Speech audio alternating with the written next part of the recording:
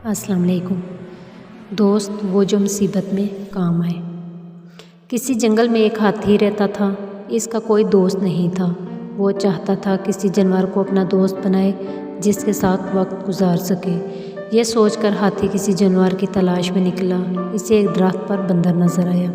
हाथी ने बंदर से पूछा, बंदर भैया क्या तुम मेरे दोस्त बनोगे?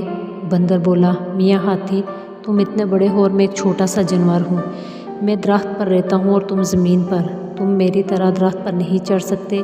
मैं तुम्हारे साथ दोस्ती कैसे कर सकता हूँ? बंदर की बात सुनकर हाथी उदास दिल के साथ वहाँ से चल दिया। वो थोड़ी दूर पहुँचा था कि एक खरगोश नज़र आया। हाथी ने खरगोश से कहा, भैया मैं चाहता हूँ तुम मेरे अच्छे दोस्त बन जाओ। खरगोश ने हंस कर कहा, हाथी साहब ज़रा अपना जिस्म देखो और मुझे देखो, और मैं एक छोटे से बिल में रहता हूँ। तुम मेरे घर में नहीं आ सकते। मैं तुम्हारी दोस्ती कैसे कबूल कर सकता हूँ? ये कहकर खरगोश जल्दी से अपने बिल में घुस गया।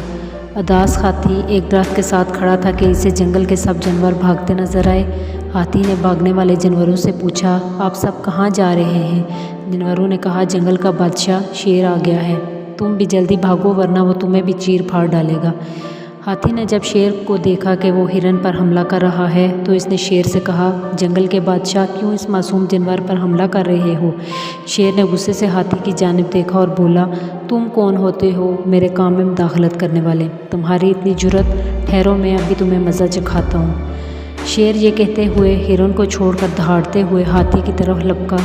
हाथी ने शेर को अपनी सूंड मारकर नीचे गिराया और अपनी भारी टांग इस पर रख दी।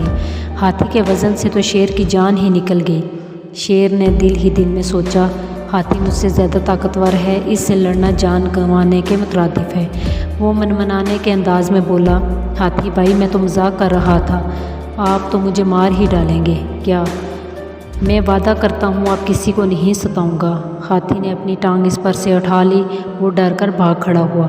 सब जानवरों ने हाथी का शुक्रिया अदा किया और कहा, आज से हम सब आपके दोस्त हैं क्योंकि आप मुसीबत में हमारे काम आए, और दोस्त वही होता है जो मुसीबत में काम आए।